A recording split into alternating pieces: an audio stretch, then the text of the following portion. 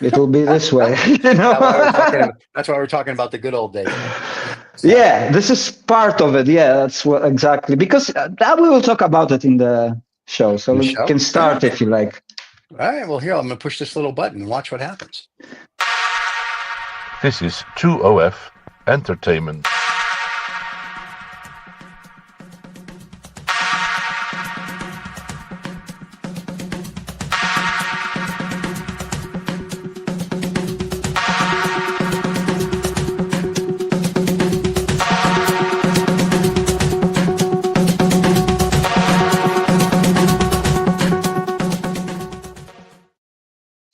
And we are back. We are live. Hey, Hello, guys. It's there been you some go. time. 2 weeks. It's been almost a fortnight. Ah, okay. Not that long, but a lot of things changed in those 2 weeks. Yeah. Nah, it's same. Everything. Yeah, Nothing's happened. yeah. Change my underwear, so I suppose we're moving forward. Yeah. So are you talking about Mr. Trump winning the election? Is that what you're talking Oh, about? that's one of it. Yeah, probably the most important or the Significant. most. Well, that's it's an inspiration on the other. For example, it's an inspiration for our show. No, No. no. Yeah. Well, I Listen, still can't work out why everybody's getting so busy because nothing's going to happen until January, end of January. You know, so why is everybody getting busy about it now? Oh, they're You mean- started already. I mean, the Biden could still do something quite remarkable between now and the end of the year. he won't. He The could say, he Democrats, could the say, Democrats, Like listen, what? the Democrats are Well, done. They he could lost say- because they have nothing. he And could they say lost. to the Ukrainians, you know what? You can launch all those missiles. That's fine by me. He's not going to say that. Nobody wants World War III. Well, I he might go out with a bang. You don't know.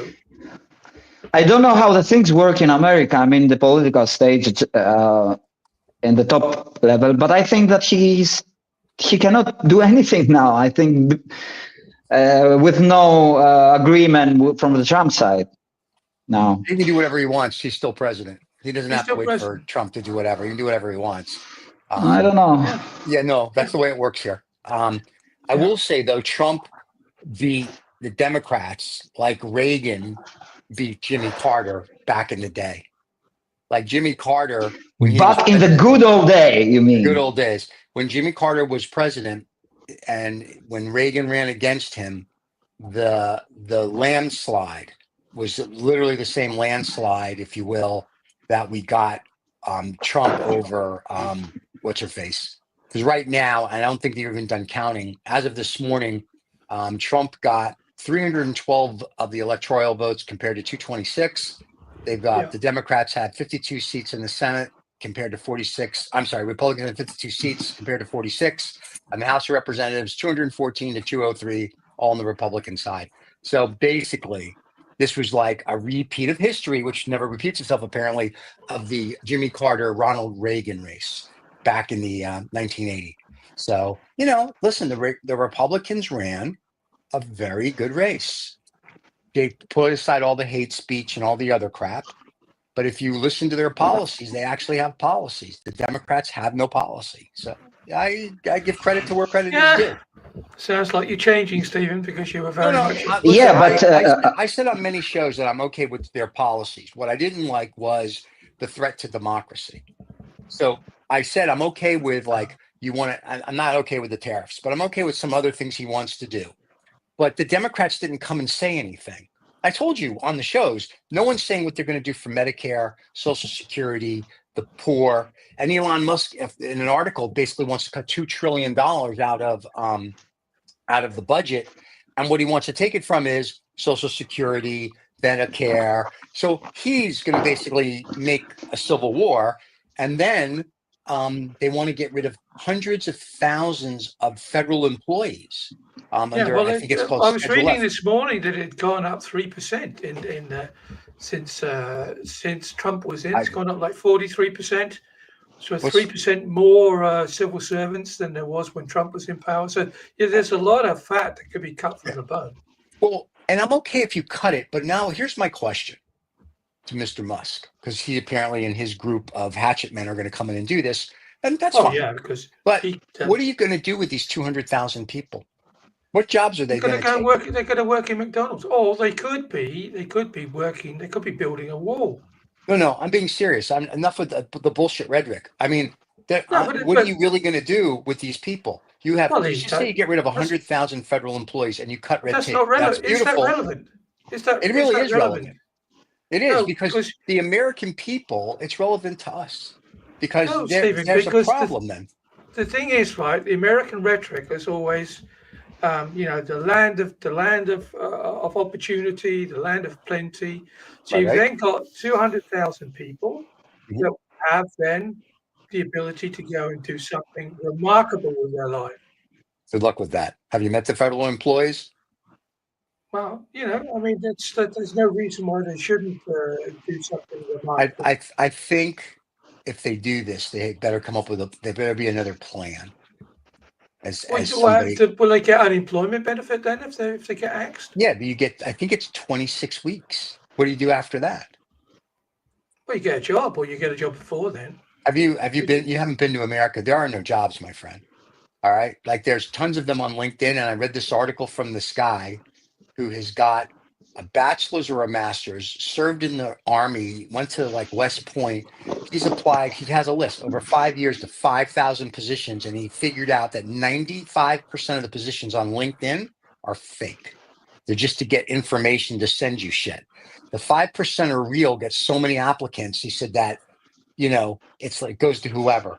That's a terrible statistic. So that being true means we're going to put another, let's say 100,000 people out of work. Okay, let's say 10% of them go and do something, start a business, whatever. That's still 90,000 people. So I'm glad we're going to cut red tape out to make America run more smoothly. Like Texas is great. I'll give Texas credit. There is no red tape. You come here, you want to do a business, you fill out 2 forms, you're done. You go do a business here. There's no red tape.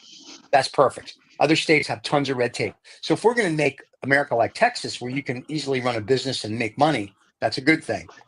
These people that you're going to get rid of, I'm hoping there's a plan. Not like, he did when he got on Twitter one day or a Zoom call on Twitter and went, "You're all fired."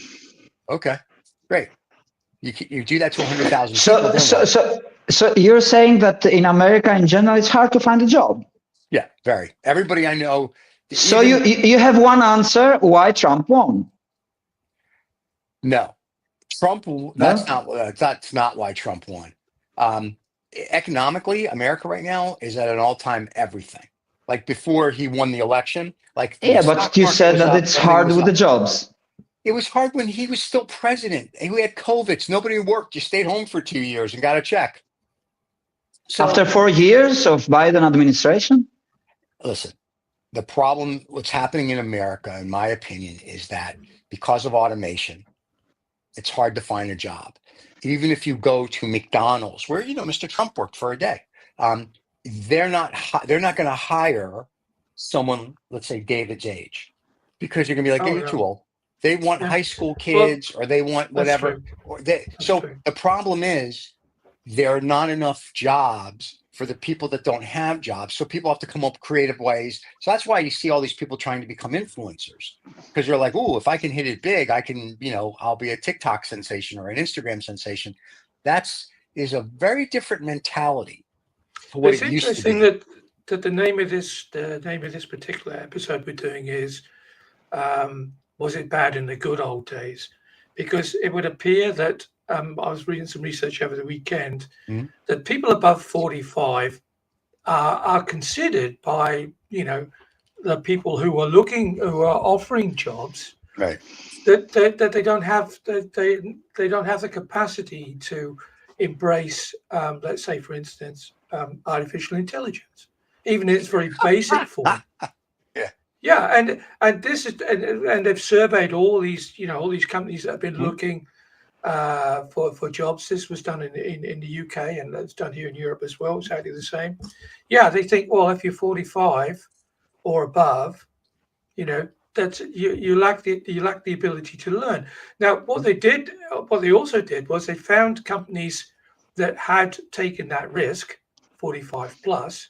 Right. And they asked them anonymously then, could you tell us what the performance level was for the 45 plus against the people who just come out of the cradle. And they said, well, like twice as much. Yeah. People were learning quicker. They were open to new ideas. Old school people. I guess it's 45 or older now. We have a different mentality, or at least my mentality. So when I had to have like a gig and didn't run my own stuff, I'd be in the office at 5:30, sometimes 4 o'clock in the morning to get shit done. And then when the children came in at 8 o'clock, or 8 to 10, because God forbid they'd get there on time, I babysat until 5 o'clock, or by 3 because they were all gone. And then I'd work till 8 o'clock. Because you get your work done, say, between 5 a.m. and 8 a.m. You babysit the whole day. And then from 5 at night to 8 at night, you get the rest of your work done. So my generation of people who want their work-life balance, and they consider your slave. No, they consider your work ethic as part of the enslavement that has been. Then don't work like that. But then when your company's not successful or you don't do things, then that's fine. But you can't blame it on anybody. Like if you're at a startup, you work 100-hour work week. It's really that simple. At least. I mean, or if you're self-employed like Adam. Right. But that's my point, though. If you don't put in the time, things don't happen. And that's what they don't understand. So when I hire someone, we tell them what we expect. I don't expect you to work my 100 hours, but you have to work. If we need to do a meeting on a Saturday or a Sunday, unless someone's dying or you're in church or synagogue or shul or whatever, then that's fine. But if we need to have a half-hour quick dialogue, then you need to be on the phone. There's no Monday through Friday bullshit. You have to work. Well, it's banned, isn't it? It's banned. It's banned in France. It's going to be banned in the UK. I'm sure. Well, I don't think Trump will ban it here, but I'm just saying. But that to me is the craziest thing in the world. It's like that's why I'm just saying. Let the AI overlords take over. Give everybody $1 million a year salary, and then call it a day. Then, if that's what you want, you want to be lazy and lay around. I mean, I don't know. The good old days to me, I don't think they were bad. I like the fact that people had a work ethic. I like the fact that we actually had education. Okay, but the show is not about what was good in the good old days, but what was bad in the good old days. And I was reading yesterday, and I was reading yesterday about the things that he is planning to do, Trump and his administration. And one of the things that he's planning to do is to bring back to the school the prayer. I don't know how much constitutional this is, but I remember when I was born in Poland, but Poland at the time was communist, so we didn't have prayers. Communists, they are not religious. We didn't have prayers in the school. But when I came to Greece and I was 10 years old, there was a prayer still for some years. I don't know, 2 years or something like that. So I caught up with that. And right through to high school till I left high school. Oh, okay. So you see, Trump is Trump. And hymns. That's what you would sing and have prayers to start the day. Yeah. But it was a secular school. It wasn't a religious school I went to. It was a secular school. No, it wasn't my religious also school. It was normal school. But it was a part of the good old days. Now the question is, was it good? I don't think so. So this is because why do you have to impose religion to school? So let me play devil's advocate for a second. I don't care if the kids pray or not, because I don't think they know what they're praying to or for or whatever. And praying for peanut butter and jelly sandwiches isn't going to really help you out. If the teacher said, if you have to have prayer in school and a kid doesn't want to pray, then don't pray. I mean, that's fine. I mean, listen, if we're going to go back to this, to like the 18th century, we're going to become, this Plymouth Rock Pilgrim Society, apparently, onward Christian soldiers type of stuff.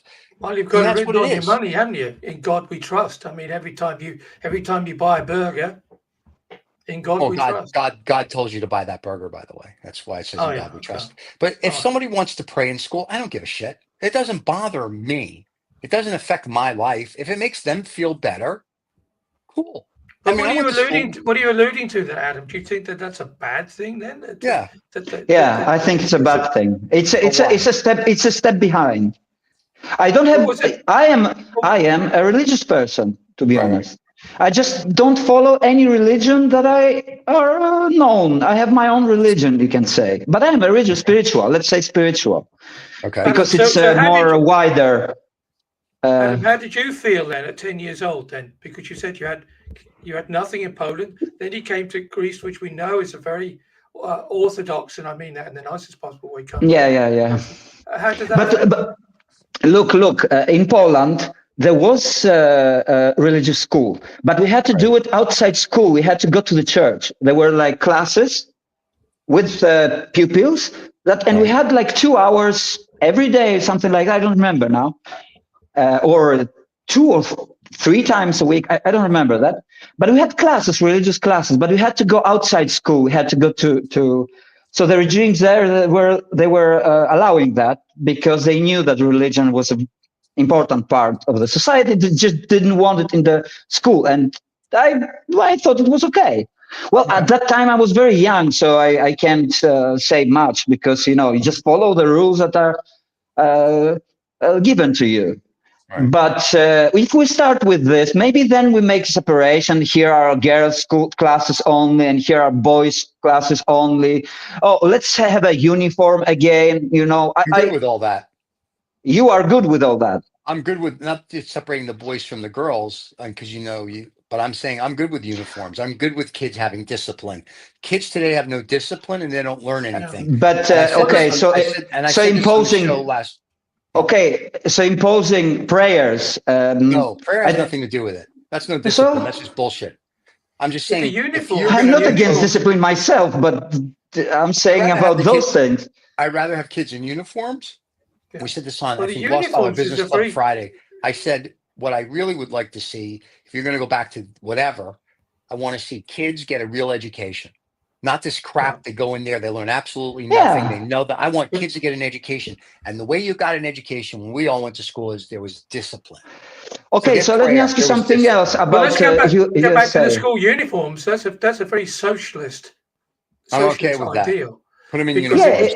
In Poland, we had uniforms, but they had also in Greece. Just before I came, when I came, they abolished it. I was in the school uniform from when I first went to the primary school till I left high school, and it was designed certainly in the UK as a piece of social engineering, because it was supposed to be a way that people couldn't see your family's wealth or your family's poverty at a child level, because everybody had a uniform. That was the thinking behind it. Very socialist way of looking at it. What's wrong with that? I don't have an issue with it. I hear this. That was one of the claims. The other claim is to make them feel like soldiers. They are just when you play chess, the smallest piece, how it's called, the pawns. Yeah, the pawns. They're just like pawn. You're just a soldier. There's no difference because it's against the human nature. We are not the same anyway. So let me ask you this: the schools today are better or worse than we had back in the day? Is that discussion every generation has? No, I'm just saying there were no school shootings when I was a kid. I went to school. I didn't worry about someone was going to. I can't say because I'm not in the school. I don't know how they operate now. But you went to school. But when you went to school, no one tried to kill you. Oh, but that somebody tries to kill me in the school now. Well, now they try in America. Do you read we have a school shooting here every other day. And this is what's the reason for that? Well, I think I'm sure there's a list. Video games. For video games. Yeah. No. Well, maybe excuse me. I have another suggestion that we Europeans we say it to the Americans. Well, we don't sell guns here in Greece, for example, or in Europe. Right. So it's really hard to have a gun. Yeah, I agree with that. We have a right for that. Yeah, you have a right for that, but this right has consequences. Well, then there you go. And we're okay with that, apparently, as Americans, because God forbid you take our guns away. So it's out of the question, the question that you said that there were killings. When I was a kid going to school, there were still guns, but no one was shooting each other at the school. Well, maybe it's easier to get a gun now. I think it was easier back then to get a gun. Today, I think it's supposedly a little harder. When I went to school, there were no metal detectors. I mean, we went to school in a cave, of course, and they drew on the wall with fire and sticks and chisels. But when I went to school, we didn't have metal detectors. You walked into school. You have metal down, detectors in the school? In America? There's medical detectors My God. in the school. You have to walk there's one school in Broward County. There was a news report that everybody is late to class by 30 minutes to an hour because the line that wraps around because of the metal detectors is just huge. When I went to school, your mom or dad dropped you off, or you went on the school bus, got off the bus, or you got out of the car, or you rode your bike, you walked into the school, you sat at your little desk, and you did your lessons. And at the end of the day, you clicked at all your stuff and you went home. That's it. Okay. And you learned. You went home, you did your homework, you played with your friends, and you're done. Today, kids go through what? You have to go through a metal detector. You have to worry about someone's trying to do this to you. You can't say this. You can't do that. The kids talk back to the teachers. I mean, there's videos all the time of that. So you are saying that this is a good thing that was back then, and it's not. I like the good old days when the teacher, if you look back to your teacher, they took you down to the principal, and the principal whacked your ass with a paddle. And you know what? You like that? To the teacher, I think that's okay. I have no problem with any of that. Violence in school. If you can hit on the ass, seriously, if you how are you going to discipline a kid? We're going to be your friend bullshit doesn't seem to be working. You discipline the kid with beating him. Yeah, spanking I had that at primary school. That's not violence. Spanking. You don't believe in spanking. That's not violence. No, spanking is not violence. Spanking. What's the definition of violence to you? Russia invading the Ukraine, the Vietnam War, World War II. You cannot limit violence only to war. So when a parent smacks their child, I guess they don't do that anymore. Is that violent? Is that violent? If a parent disciplines and goes boom. Yeah, of course, spanking is violent. No, not in bed for couples, but a child, if it's beaten. There's a difference between beating and a spanking. If I spank your bum once, two. Okay, I ask you something else. Let's imagine the classical traditional American family back in the day. And when we say back in the day, we say 80s, right? 70s, 80s, something like that. No. Back in the day would be the 60s and the 70s, because in the 80s, the American family started to fall apart. In the 80s? Yeah, in the 80s. The beginning of the 80s is when the American family fell apart. Okay, so let's take 70s, for example, okay? Okay, let's take the 70s. Okay. In the 1970s, I badmouthed the teacher and I got thrown into the hallway. I had to wait in the hallway. My headmaster came along and he said to me, "Why are you out here?" And I had said, "Well, I badmouthed the teacher." He said, "Right, I'll see you before you go home," because we lived about 5 minutes from school, "before you go home to lunch." And I got 3 whacks on my with a cane across the back of my legs, just under my ass. And I got home and I was like all this and everything. And my mother said to me, "What happened?" And I told her. She said, "Let me have a look." She said, "Oh, okay. Well, you probably deserved it." There you go.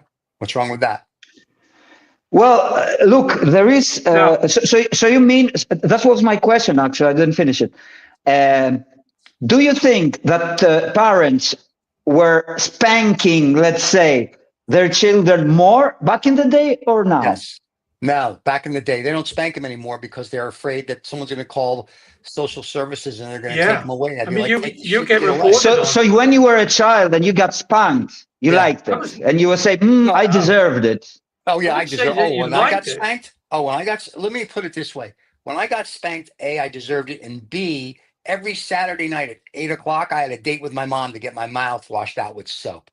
Okay, so yes, I deserved it because I was a great student. I was a good child, very respectful, but there were moments, and if I did something wrong, I remember, and I would always joke with my mom, she would chase me around the dining room table with a wiffle ball bat, a plastic bat, and then she'd, try to whack you, and she'd be like, "Wait till your dad gets home," which was the worst, and your dad would go bump on the ass one time, it was done. And then if I swore during the week, on Saturday at 8 o'clock, I had a date with my mom, and I got my mouth washed out with brown soap. And a couple of weeks of that, and I was like, quite sweet. Yeah. It What else? hasn't helped since, though, of course. But No, daily doesn't help. But I'm Well, just saying, my I got father never spanked no did by. that. discipline. There's no My discipline father never today. did. Well, Think about it. I got spanked from Right. my father too, and Okay. I wasn't a revolutionary child, etc. But it was normal at the time, to get spanked for everything like that. Yeah. I was afraid of my father. There was time I was afraid of my father And you because should I be. might. Why? I Your should be parents are afraid of not my parents.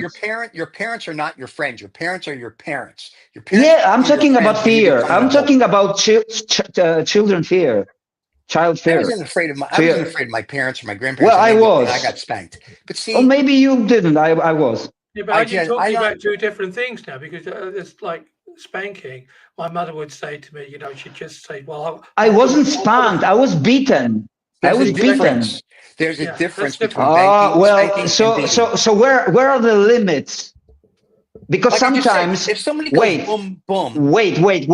When right, you live in a society when spanking is not violence, well, right, a little more spanking, or maybe a little more spanking, means also not a violence no, because he deserved it. Because well, probably, depending on the bad thing that he did, yeah, which is totally, I mean, it's subjective. It's, I don't know. And the parent who had a bad day, I don't know, with his work or maybe with his wife or something like that, yeah. got all his, bad energy and all this crap that he had in his psyche towards his child because that was happening That's also. abuse. I That's mean, abuse. That's different. well, I think abuse starts from spanking. I don't I know. mean, My parents never abused me. When I got you smacked, often, generalize something that comes from your life. I'm talking about generalizing. I'm talking about I know my childhood. I didn't get abused, Yeah, but you I know would your say, childhood, but you boom, don't know boom. other But I'm childhoods. not worried. I don't You get. don't know my childhood. I understand that, but that's not the point. The point is there's a difference between discipline and giving somebody a spanking, 1, 2, or a smack or whatever it might Do be. you mean that all Right. families now they don't have disciplines with their children? They don't discipline Correct. their children. None. None. None. None. That's why you see the problems you have with these kids today. Well, I None. know a lot of families that I know that they are disciplined without any spanking, without any violence. Even look, violence is not only spanking, not only clapping or something. It's also voice. It's also shouting at your child all the time. That's not My father violence. was shouting. Of course, it's violence. Not Of violent. course, it's violent. Of Stop it. course, it's violence. This is You, pussification of the world. Stephen, you have not lived my childhood. You don't know I how agree with much that.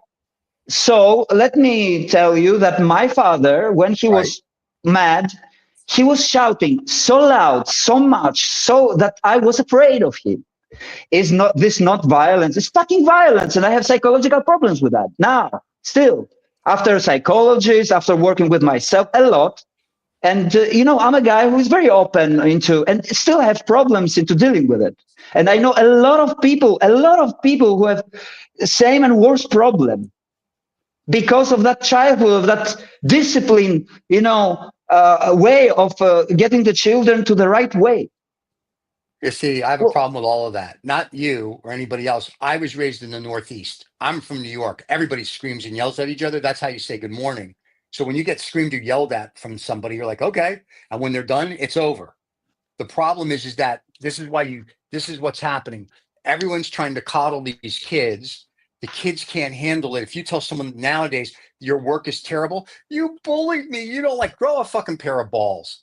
This is the problem. Nobody tells their children that they no. suck at something because they're afraid. And if if your mom or dad yells at you because you did something wrong, then when they're done, they still love you. It's not whatever. Everybody handles it differently. The problem is that we're making this generation of children a bunch of little pussies, and they can't handle everything. They think they're What do you special. They mean, get a pussy? What trophy. do you mean, pussy? What do you They're mean, weak, pussy? Pussy is a nice thing. mentally weak. I love They're pussies. mentally I don't weak. know if you don't I love like pussies. pussies. I like pussies. It's an old school term. Get used to it. Look it up in the Yeah, dictionary. but it's a symbol. It's a symbol because all Of day weakness. the women are the weak part. That's why they are calling The them women are pussies and not not weak today, dicks. right? So, but they're becoming. We have a society of a bunch of mamby-pambies, male and female. I And don't no, understand actually, this. What you're saying, actually. all right, pussies.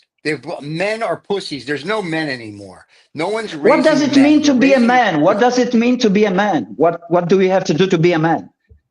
First We you have to a be penis. hard. We have to be, well, Yeah, okay. you do. Yeah, you have to have a penis. Let's start with that. So the transgender thing we'll put Yeah. aside for a while.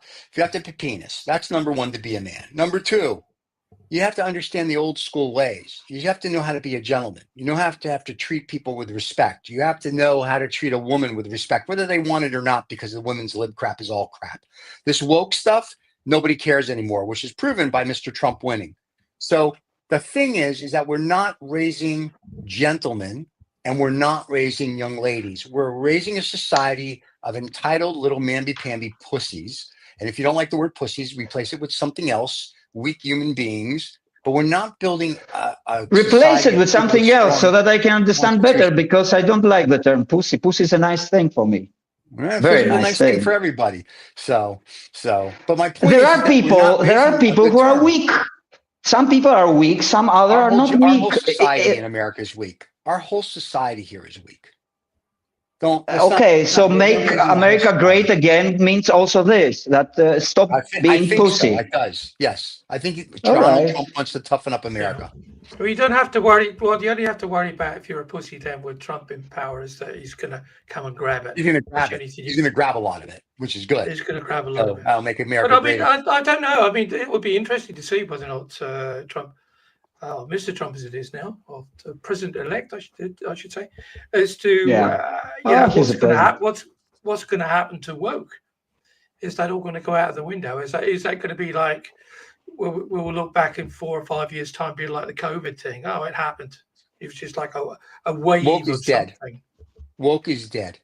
I hate to tell Woke you is that. dead. I was listening to a commentary guy on Bloomberg the other day, and after Trump won, and I just read all the vote stuff, they basically said that people are tired with this woke political correct crap, and they really do want, which is what I keep saying, the old school, old ways. Enough about I don't give a shit about your feelings. If I'm in a business meeting and I say something that you don't like, too bad. Grow a pair of balls, take it like a man or a woman, and we move on. Well, you don't sound like respecting somebody like this. If you don't give a let me tell you shit. something. In business, I respect you, but if you screw up and I have to tell you screwed up, or if I'm having a disagreement with you, I should be able to disagree with you without worrying about your little sensitive feelings, because I don't give a shit. Because there's money involved. There's businesses involved. There's people, taxes, government, laws. I don't care if I hurt your feelings if you're an idiot. Maybe that's the problem now, that it's everything material. That everything. Like this as a kid. Just No, remember that what matters the most now is money, just money, material. in God we trust. That's why only that's. Yeah, it's always been money in That is hypocritical. Yeah, well, that's the only thing that Trump seems to be. I don't think that God likes that we have become slaves and we worship money and material. I don't think that he likes it. She likes it. Why would that not be a likable thing then? What's the issue there? Why should you not like money? Say the question again, because is it a question? Well, why would you like money? Why would you not like money? Because look, it's a tool. I'm not defending it. I'm just yeah. Oh, it's okay, but look. What is objective in our life? Our objectives. Now, comparing the society back in the day and now, what I see, one of the differences is that we have become more materialists than we were used to be. And you can see people like... I can't necessarily agree with that, because are we not on this journey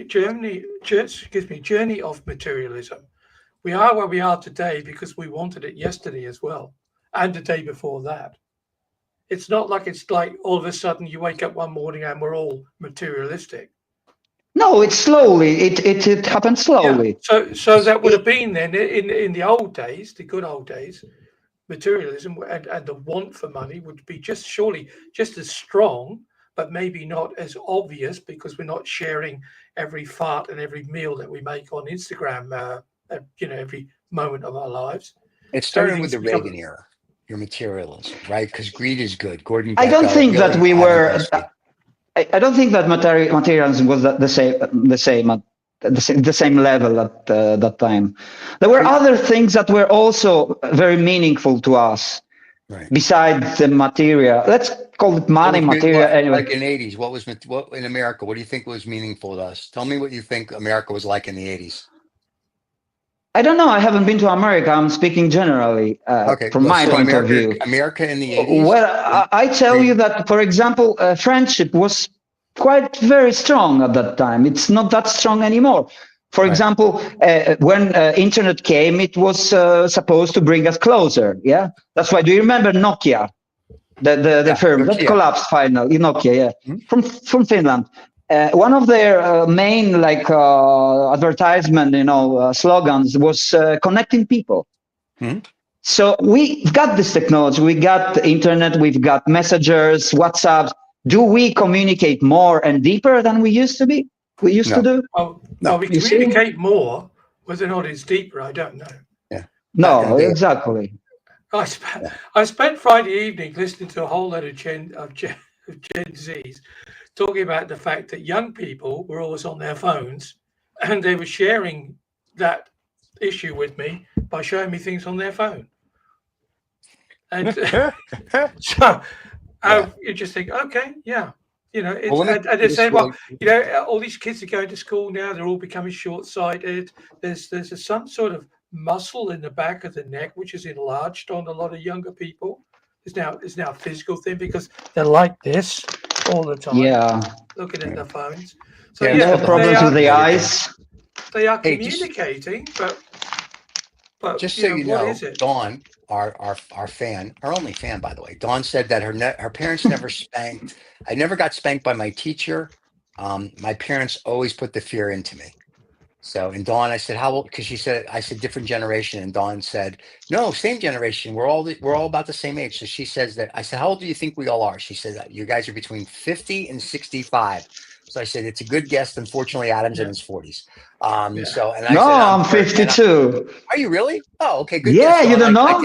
I thought you were in your 40s. I'm sorry. I'm 52. I'm you always told us. You always told us you were 40 something. Yeah, you always told us you were in your 40s. Yeah, but I have my birth year everywhere. I don't care.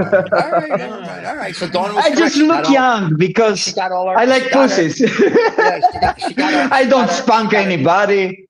I'm a positive thinking. She got her ages right. She said 50 between 65. I said, well, David's really 73, but don't worry about that. So anyway, no, are you 73? David, you're 73. He's 80. No, he's really 80. No, I'm 67. They're close enough. Oh, that's. Yeah, I thought you were 60. I never thought about your ages. Okay, I'll do this just as a parenthesis. I thought you are about 62, David, and I thought that Steven is like 59. I don't know. So I'm 35, and I just look old because I work. 59. You can't be younger than me. But how old are you? 62. No, we are not a 72 class. Yeah, he is 62. I am. I was born in the 60s. 62. You said 52, no? I'm 62. No. Yeah. Okay. Yeah. Okay. So you guys, we all look younger here.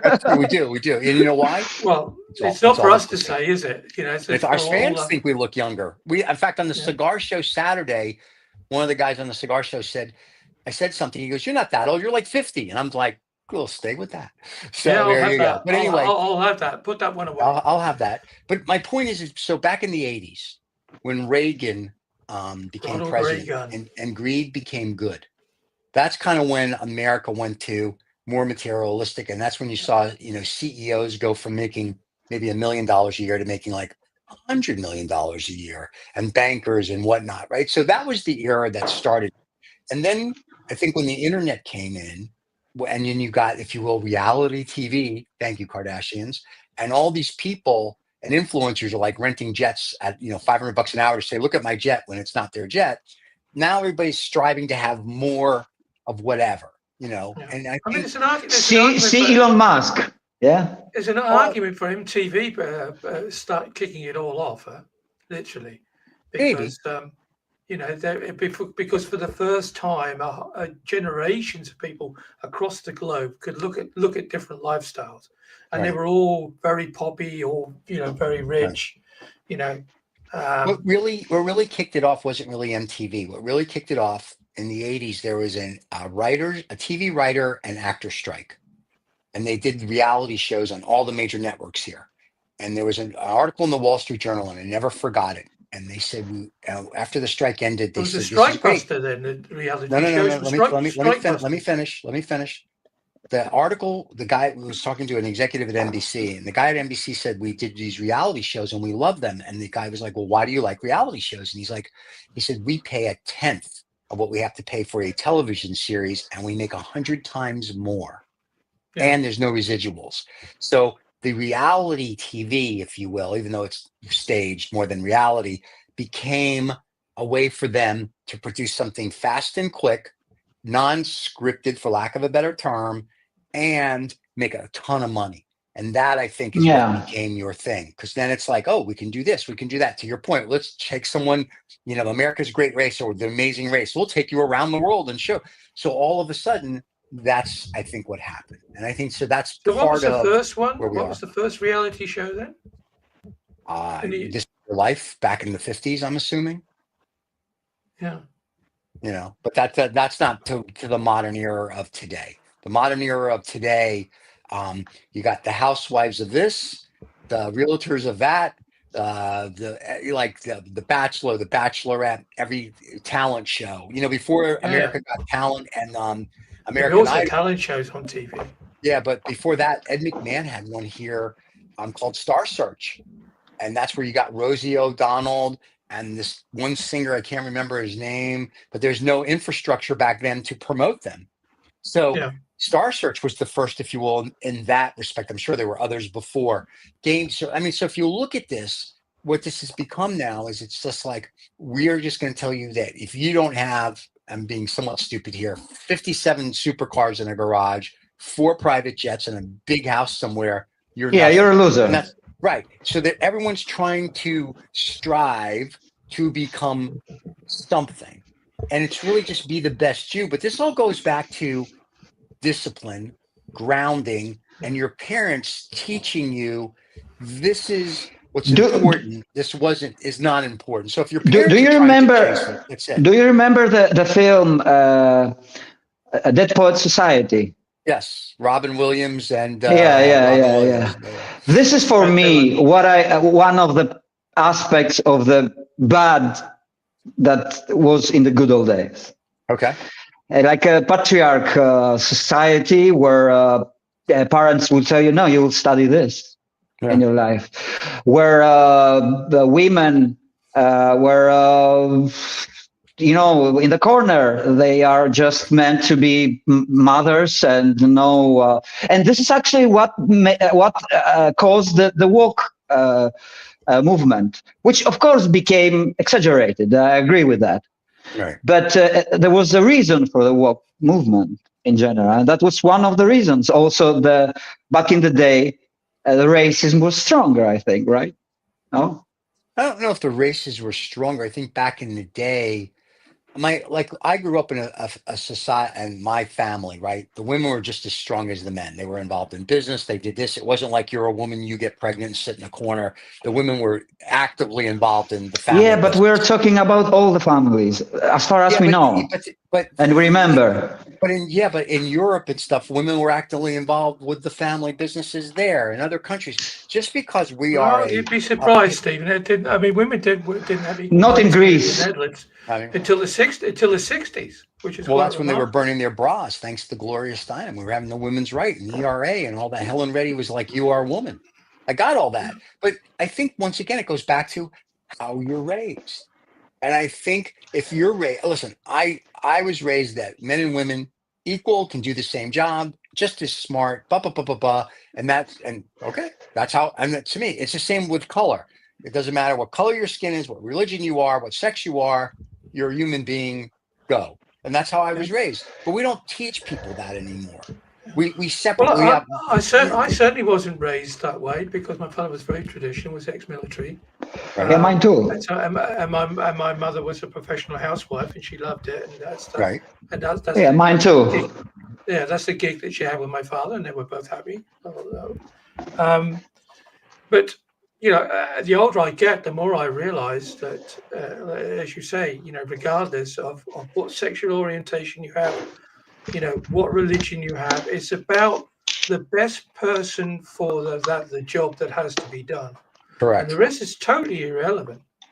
And you're actually doing yourself a disservice by saying, oh, it has to be a woman, or it has to be somebody who's white, or it has to be black or pink or orange, because you're just boxing yourself in. You're giving yourself, more of a chance to fail than to win. And I never understood that in business either. I mean, why if somebody comes and is absolutely cracking at what they're doing, like a real top person, and they're 20 and pink or yellow or green in color, and I'll say, oh no, I'm afraid you only have to be black or white to come and work for me. How stupid would that be?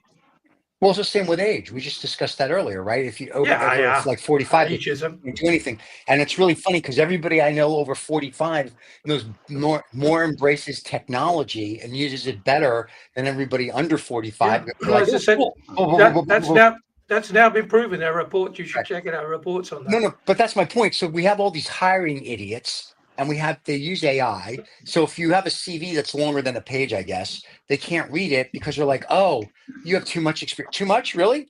I remember the last gig I had before I started my own little family office stuff. I remember somebody said something to me, and I literally said to them, because they were like maybe 15. I said, I've done more in one day in my life than you've done in your whole business career. And they just looked at me and go, there's nothing someone's going to throw at me that I have not done, handled, or can't handle. And I know how to get things done on a global basis. And I mean, I took their company from nothing to huge, but I laughed about that because here's somebody that can't even masturbate. Like, they have no clue, right? They've never been anywhere, and they want to grow a global company, and they want to grow a global company. And I'm like, and I literally said, what have you done globally? And they're like, well, no. I'm like, so you think that because back then, I guess I was 50 something. I said, do you think because I have experience, I said, I will outwork you, outfuck you, and outdrink you. And I said, any day. And I was like, I don't even give a fuck if I got the job. And I just like, have a nice day. And 2 days later, they offered me the gig. I was like, seriously? And I took them from a nothing company to this big mega thing. And I laughed the whole time thinking, you didn't even want to talk to me because you thought I couldn't keep up. And they couldn't keep up with me. Like, my team was people of age, all over 45, if you will, because apparently that's the old age now. And they outdid all the little 20 and 30-year-olds. They were there earlier. They worked later. They worked harder and smarter. And what would take normal people 6 months to a year to do, they did in like 2 or 3 months because they knew. Well, I was very critical. I worked for an international recruitment company. I was very critical in the beginning, but about this age thing, because then I was just coming up to my 60th, and before then, people say, "Oh, you've got too much experience." And I've told this story before, and I used to go to the supermarket, and they used to say, like that's like 25 euros for your shopping. I said, "Don't worry about that. I'll pay with my experience." And they said, "I'm sorry, we only accept euros." So what's my experience worth then? Diddly, nothing. It would say. Absolutely nothing. Right. But the problem is that it comes to the people who want to employ. These companies all think they're young, even if their chairman is 83. They all think that they're young and dynamic. So what they do is they say to the recruitment company, "We want young and dynamic people. They have to be no older than 25. They have to have at least 20 years experience, and they can play football on the football table on a Friday." Right. When we have our drinky doos and we go out and bonding parties and all the rest of it. And so in many respects, the recruiters are kind of boxed in by that. And what happens is they get a pile of stuff that comes in and they literally have to go, yes, no, yes, no, yes, no, yes, no. Because the client, they can only ask if the client. Yeah, but you can't say that to the client. What the problem is they say, after the client still has the job application open for 2 months, 2.5 months, 3 months, then they're sort of kind of listening. Oh yeah, well maybe we have to broaden our portfolio.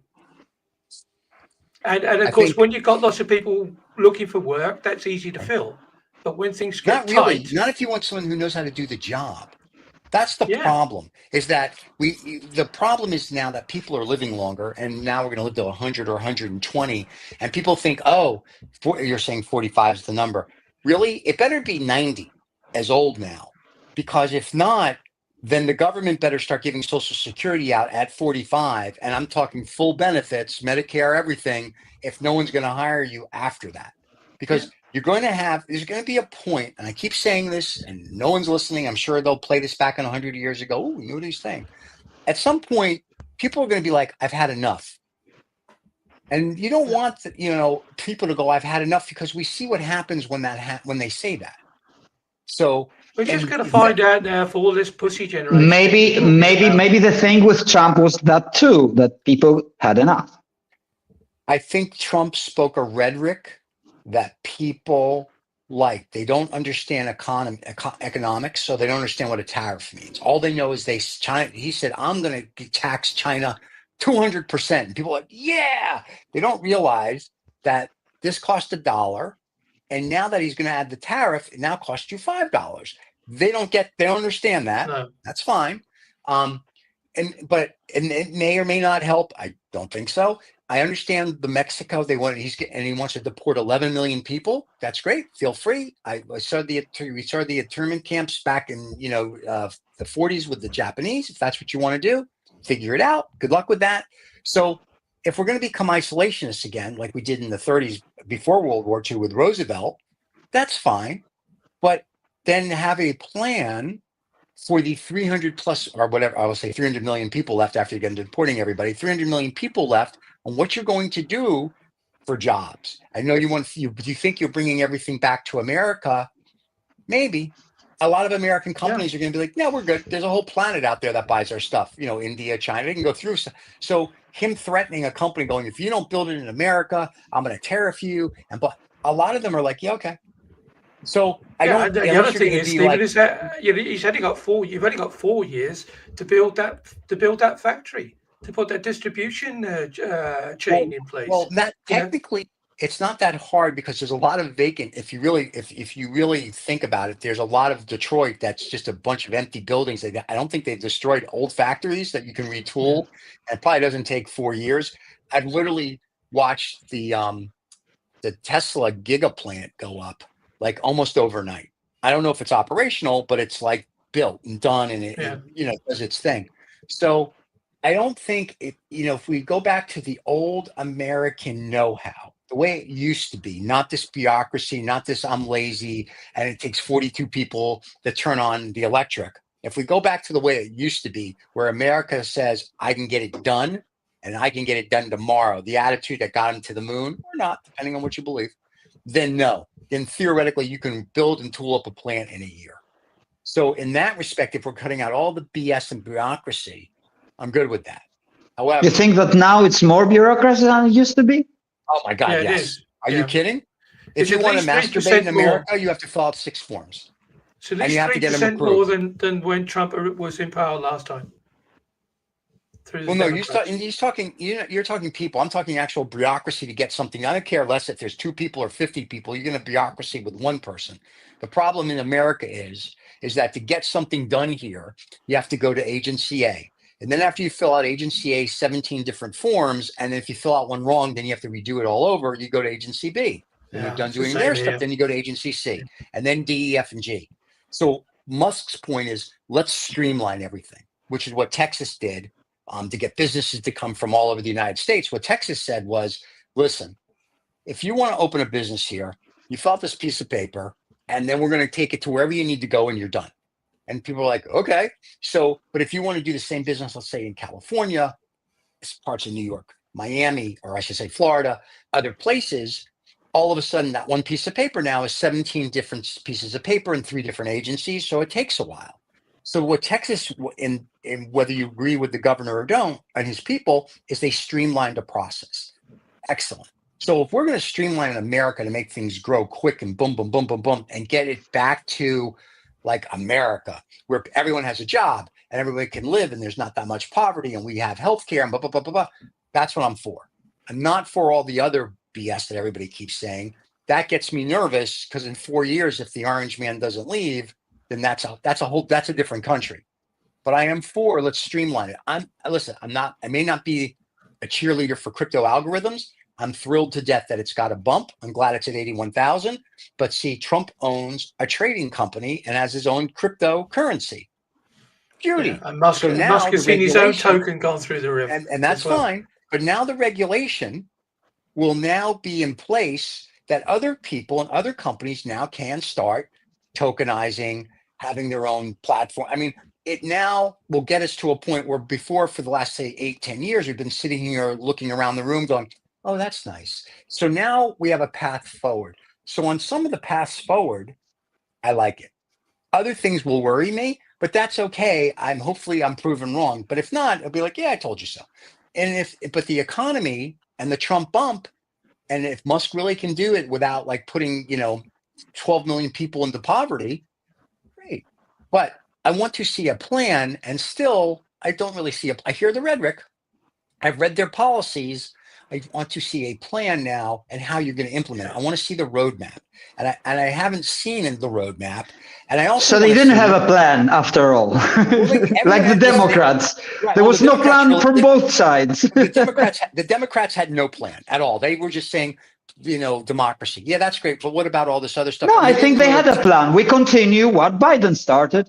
No. Kamala Harris was changing it, but she never really spoke about it, which if you read her economic plan was totally different than Biden's. Well, maybe she didn't have the time because she came late to the race. She had the time. She just had her head up her ass. Listen, and the Republicans ran a better thing. I don't think she had the cojones to say, look, it's me now. Joe's finished. It's me, and this is what I'm going to do going forward. And I think if she'd have done that, that may well have helped a long way. That she would distance herself from Biden, you mean? She didn't do it far enough. She was just too nice, and she just said, okay, look, it was him, now it's me. Yeah. And I'm a different politician. She was too pussy. Thank you very much. I rest my case. Listen, you know what? She didn't come on our show. If she would have come on our show, she would have won. But anyway, the Republicans, at least, their plan may be fuzzy, and some of it's not fuzzy, some of it is. But at least, even now, I'm not an Elon Musk fan, right? I could care less about Elon. It is what it is. But at least he says, I think we need to cut out $2 trillion and blah blah blah blah. Now, I'm glad you think you're going to do all this. What's your plan? Now, if you're saying you're going to cut Social Security and Medicare and Medicaid, then you better figure out how you're going to take care about all the people who put money into that are now getting to retirement age that are going to want their money. Because if not, you're going to have a lot of people come after you. And that's going to be an issue. So how are you going to cut it? And then as you cut things, how do you make it better? So no one's said that yet. I've read an article in the Financial Times about all his hatchet men and what they do and firing people. That's great. But now what are you going to do to make it better? You can't run it like your Twitter because your Twitter is losing money. Your Gigaplant, I don't know what the hell it's doing. Your Cybertruck's made like crap. So what are you going to do then? You're going to cut all this stuff. How are you going to make America great again or make it better? What are you going to do to move us forward other than reduce our $2 trillion? Yeah, just talk. That's my point. But just talk. And after 4 years, they would say, look, we made America great again. But where is it? Don't you see? Don't you see that we're great again now? It's easy to talk the talk. We want him now to walk. Exactly. That's the difference. And the problem is we have such a bureaucracy, and then Trump has his Schedule F or whatever it's called, where he can get rid of federal employees. That's fine, but I still go back to if you need to get rid of 10,000 federal employees or 100,000, whatever the magic number is, fine. What are we going to do with them? Because now they're displaced, and we have to figure out that. And what do we do? And B, before we get rid of them, have we figured out how to streamline it from A to Z? Or is it going to be like, well, there's nobody at B, C, D, E, F, and G. So you go from A and it just sits there now. How do you streamline it type of thing? What does it mean, streamline? I don't understand the term. How do you make things go quicker, faster, or more efficient? Better? Right. Yeah. That type of thing. It's easy to say we don't like it and this is what we would do about it. But I think what Steve's alluding to is, the journey in between those two remarks. Yeah. And there was an interesting. I was listening to something the weekend, and he was talking about Elon Musk. He said, "Now, finally, Donald Trump's got a brain, and the brain's called Elon Musk." So that's if you're an Elon Musk fan. If you're not an Elon Musk fan, that's not really true. Yeah, that's a match made in heaven. Yeah, but what I know, because we read all the time now, those guys who won, etc. And there was this vice president, Vance. He was saying that because Europe is going to, try to regulate a little the social media and also the X from Elon Musk. And he said this, and if Europe will try to regulate X, we will see what will happen with NATO. Look how they how they protect him. They are it's more important X for them than NATO. Well, Brazil already threw X out, so I mean, it doesn't.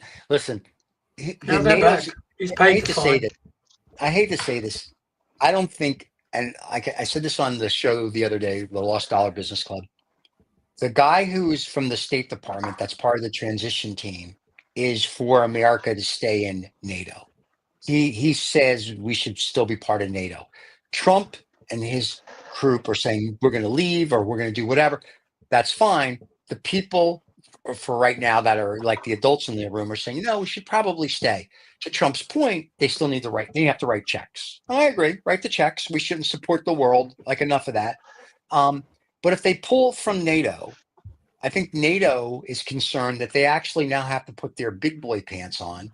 And if Russia does decide to roll into the Ukraine, NATO is actually going to have to defend it, because I think we got Poland and everybody on the border, and some of those are NATO countries. They're actually going to have to go to war without America, which is kind of what happened in World War II. And then, when the Japanese got mad because they didn't get good service in Hawaii, we went to war. So it's the same type of thing. It's going to be very interesting to see. There's too many people in America that if Russia attracts the Ukraine, they're going to be like, it's horrible, it's terrible, we don't care.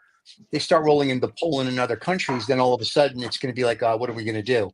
So it's interesting. So we'll have to see how that plays itself out. The same thing that's going on in the Middle East. Trump told Netanyahu to end the conflict before he takes office. I mean, that's a big, bold statement. That, there's only one or two ways it's going to end. And Trump also has a general that worked for him before, and he said, the only way Israel's going to enter war is to go in big and hard now. Yeah. Well, they know that. That's what Netanyahu's wanted to do since day one. This is not like a shocker to anybody that follows this region. Everybody knows that's what he's going to do. And Qatar has asked Hamas to leave Qatar the other day. They're like, we can't help you anymore. You're done. Get out. Yeah, well, they were pissed off with both sides. They said that neither side were wanted to talk about peace. So Hamas and Israel, and of course Netanyahu, once the war's finished, he's going to go to prison. He's not going to go to prison for the war. He's going to go to prison for all the naughty things he did before the war started. But while he's an acting prime minister in a war situation, then because the prosecution towards him stopped on the day that the war started. Oh, there you go. War is good. So, yeah, war is good. Yeah, war is great for some. For the most, not for everybody. The people in defense stocks everyone makes money at war. War is a wonderful thing. No, not everybody. Most are not doing money. They are losing lives. Yes, I know. I'm being a smartass. So yeah, only the military companies are making money, and some other maybe. But okay. There'll be a group of people on this planet who says, "Who cares?" Here's the problem. A lot of people care. I think most care, but what can they do? That's what they are claiming. There's a book that I tout that I read last year. It's called The World. That's the title, The World. It's a big, red, thick book about yay thick, and it talks about the world from the beginning to now, and it talks about literally conflict. And every is a story about the population and conflict, which are just wars. And it's fascinating. We've been fighting and killing for land, for stupid stuff since day one. And so that's just our nature. So it's like, all right, let's just get it Oh, over I with. don't think so, because our nature is changing all the time. The only constant is change. No, But I will tell think you there's what still is for war. me the worst thing, in my opinion, which not has been spoken much about it. But this is my belief that with the Trump administration, I think that the climate change, that's the Oh, biggest. the COP And 28, 29, yeah. America hasn't even said. we've America's been said nobody. seeing crazy stuff. You saw what happened in Valencia, right, in Spain. Mhm. We're talking about more than 200 people dead and damages more than 10 billion of euros. We are going to pay for the climate change. We're going to pay more and more and more, and with lives, with destruction, and with pain a lot. And that guy doesn't believe in that. So That's fine. we're Well, going to pay for that. ironically, it costs more money in places like Bangladesh and India and Pakistan. More people lose their lives through climate issues. Mhm. You know, the whole of the middle of Africa is in drought, and they're all moving north towards Europe. Yeah, I mean, really, 200 people. I mean, I don't want to sound callous about it, but is it just because it's Spain and because we've all been on holiday that we kind of have an affinity towards it? Climate change has been happening all around us for years and years and years, and Yeah, but not at this pace, not at this speed. That's the problem. That Apparently, we have seen the changes during our lives, and we're still young. I mean, that's something. well, The climate did not change except of some big events like the big meteorite that hit Earth when there were 66 million yeah, but years ago, there's when there just were dinosaurs. That's a, in Indonesia, there's just a volcano now exploding. Krakatoa, when it was 18 something or other, when that went kaboom. I mean, they could hear that in Portugal. There's reports of people writing down the sound of this sound wave that came all the way across the planet. The whole world went into a nuclear winter because of that. So a yeah, volcano, it happened. It could happened in the past. Yeah. That's also a true. volcano could change the climate tomorrow Yeah, morning. but why make it more, of a problem by our, just thinking, oh, it was always changing. Why not make more money? Just like that, because this is all about. Yeah, it's It's there's still a about lot. money. It's about materials. let me read Millions these and three. millions and millions of dollars spent every year paying scientists to come out with reports about the climate. Not anymore. Let me read these three headlines this morning that were in the Financial Times that I read a few hours ago. I'm just going to give you the headlines. I'm not going to read the full article talking about your COP29 and climate change. So here's your first article for the climate change. It says Donald Trump election victory deals a blow to U.S. clean energy industry. Developers of solar and battery recycling projects put plans on hold amidst concerns that the policy and the federal government support. So in the article, it basically says they're all worried that the federal government's not going to give them any money. The next one was record global warming risks aggregating war and violence. At COP29, negotiators will be discussing the fate of the planet already riddled with climate-riddled conflict. And the conflict basically is water, and what you guys were just talking about. And the last article was, which was interesting, how each country's emission and climate goals compare, a searchable dashboard of 193 countries' historical emissions and future climate targets. It goes to US, China, Brazil, blah, blah, blah, blah, blah. So, yes, so it is on everybody's mind what will happen now that Mr. Trump is president regarding climate change. It's so change. important to America that they haven't even bothered to send a delegation of any value. Well, we like to tell you what to do. We don't really want to do it. Okay. Well, so, yeah. Listen, it's Mad Magazine had, when I was a kid, it was 1968 or 1969. On the back of the magazine, they would have all the cool stickers, and there was a sticker that said, "It's like Earth. It was a wonderful place. It's coming to an end." And at the very bottom, it said, "This just like everything else." So unless we do something, in whatever amount of time, we come to an end. That's it. And if you believe in whatever you believe in, if you believe in the universal theory, which the universe just keeps making a big circle, we'll be back. And we'll be discussing this all over again, and it'll come to an end because no one will learn their lesson. Maybe we'll be doing that next time we're on. Next time I propose something else because I got my DNA results. Oh, that'll be fun. Yeah, and it is All right. interesting. I'm not Jewish. I'm European. That's Okay. totally European.